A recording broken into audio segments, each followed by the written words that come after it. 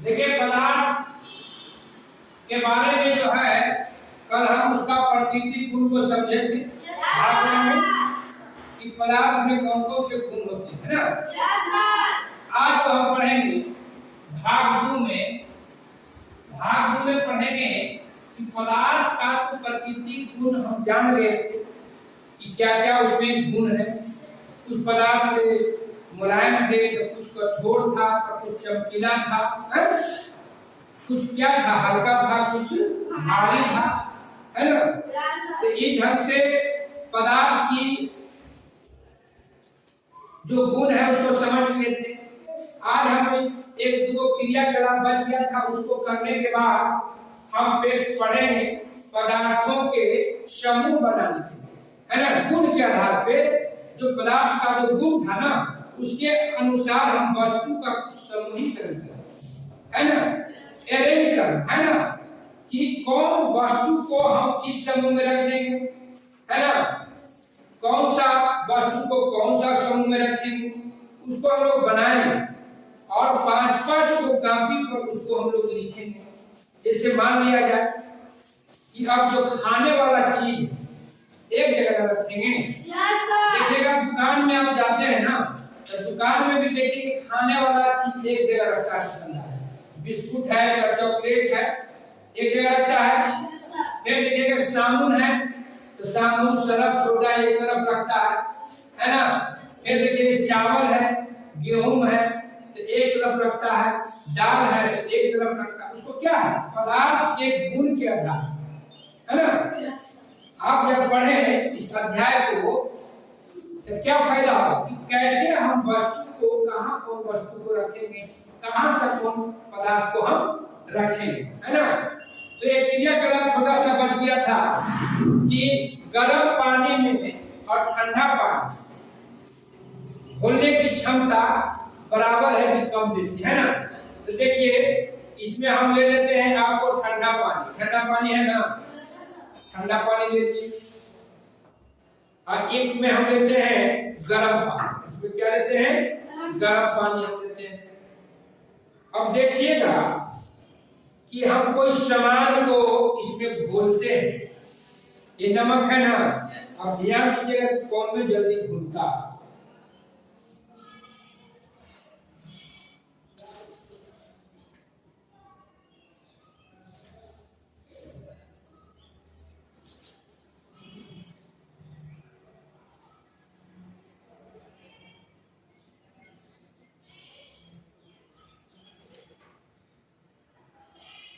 कौन में ज्यादा घुल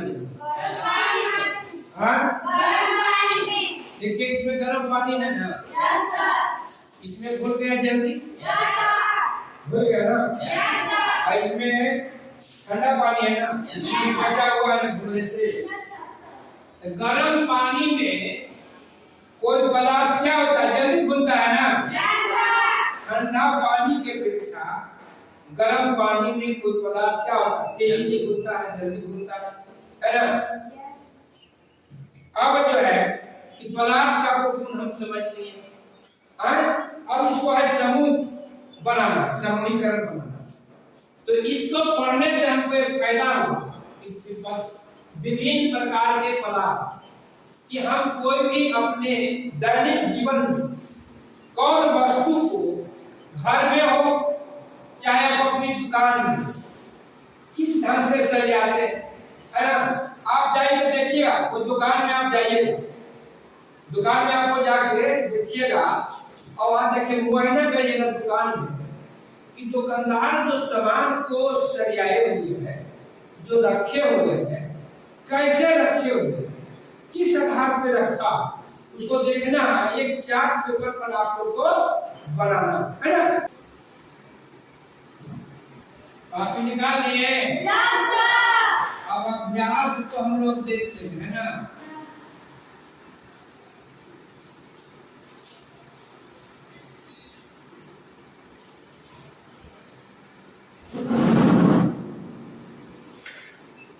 देखिए पहला क्वेश्चन है रिक्त स्थानों की पूर्ति करें, रिक्त स्थानों की पूर्ति करें, है ना। जल में चीनी खाली जगह है, घुलनशील है ना? क्या है? घुलनशील है ना?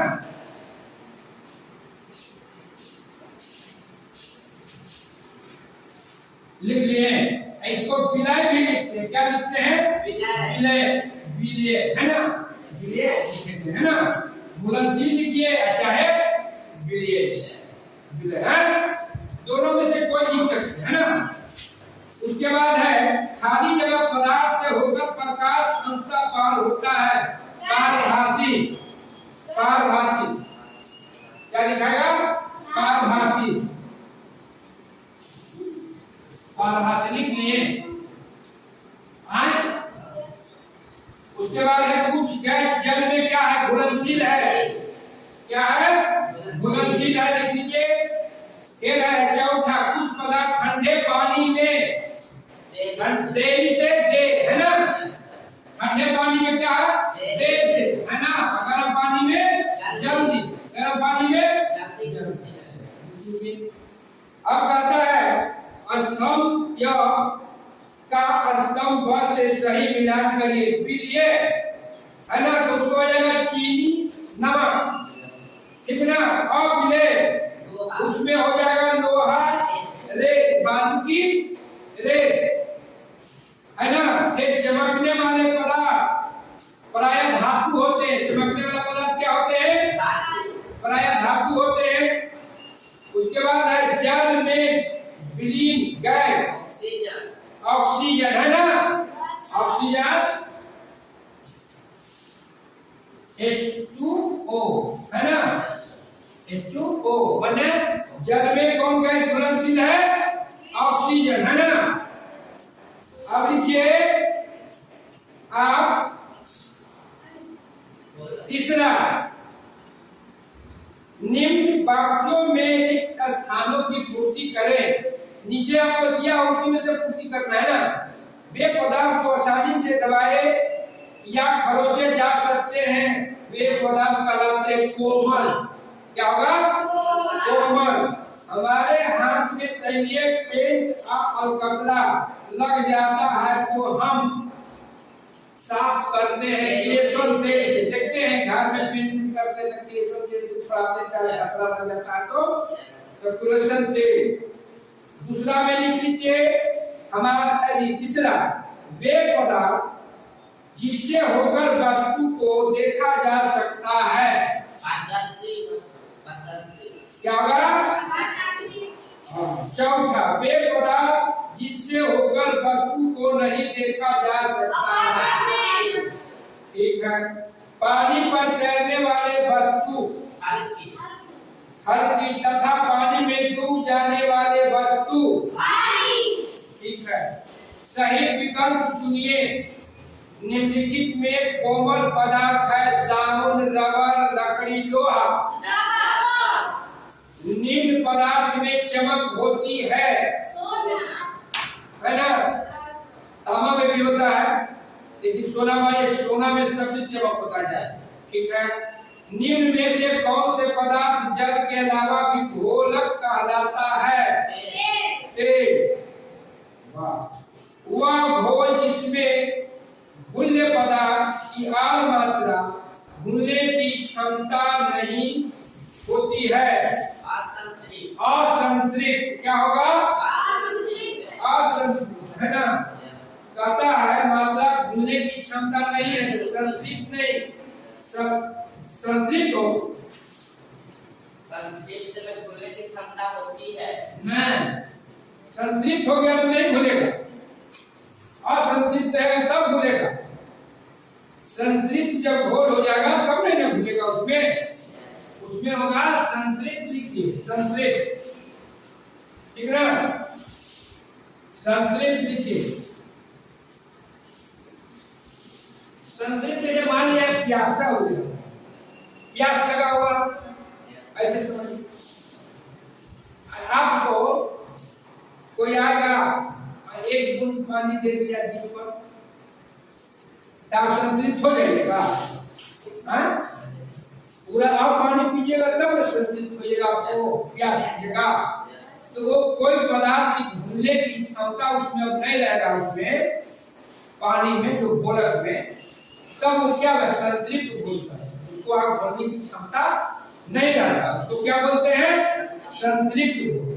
ठीक है। अब कहता है वैसे पदार्थ जिससे होकर वस्तु और चीजें स्पष्ट रूप से और धुंधली दिखाई देती है कहलाते हैं पारभासी, जो कल प्रयोग करके बताए थे थोड़ा। ठीक है। अब है थोड़ा सा लिखना है, दो चार लाइन में क्वेश्चन को कहता है प्लास्टिक से निर्मित वस्तु के नाम लिखिए। कुर्सी हो गया, मग हो गया, बोतल हो गया, है ना, एक गिलास हो गया, है 5 को नाम लिखना, लिख लीजिएगा ना। ठीक है। उसके बाद कहता है जल में तैरने वाली तथा डूबने वाली वस्तु का समूह बनाइए, है ना। और किए जाओ लोग ऐसे कर देगा काफी पर 2 भाग में, ठीक ना। एक जगह लिखेगा जल में, है ना, जल में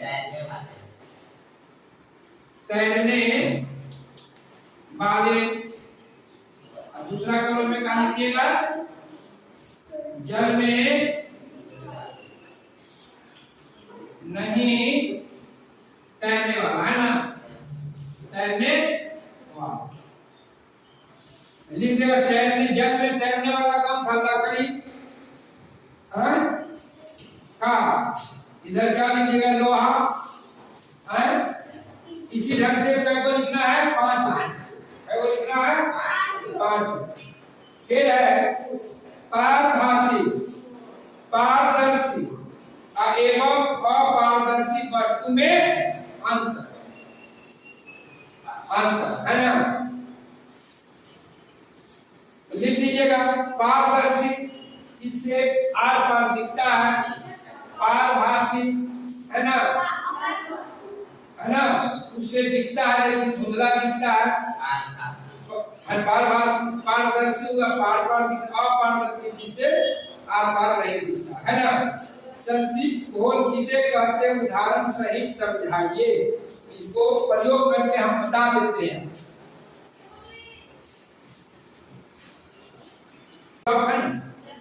इसमें पानी है और इसमें देखिए हम नमक को डाल रहे हैं, नमक को डाल रहे हैं, नमक को डालते जाइए, इसको हम लोग घोलते हैं।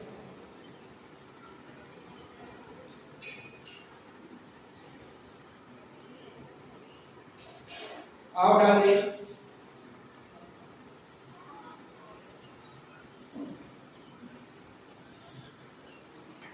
एक ऐसा समय आएगा जब इसको घोल, नमक को घोलिएगा पानी में, तो घुलना क्या होगा, बंद। नमक घुलना क्या होगा, क्या होगा, जब इसमें एक पानी में नमक को हम डालते जाएंगे और एक ऐसा समय आएगा जहां पर वो नहीं घुलेगा, क्या होगा, नहीं घुलेगा, घुलना बंद हो जाएगा। आप जो नमक को डालते जाइए, घुलेगा नहीं, देखिए नहीं घुल रहा है, नहीं घुल रहा है। देखिए इसका मतलब है कि घोल संतृप्त घोल, क्या हो गया, घोल संतृप्त घोल हो गया, ये घुलेगा नहीं, और नहीं घुलेगा तब इसके लिए कहता है कि अब जो है इसको गर्म करिए, क्या करिए, गर्म करिए, और गर्म करने के बाद इसको क्या करना है, गर्म करिएगा।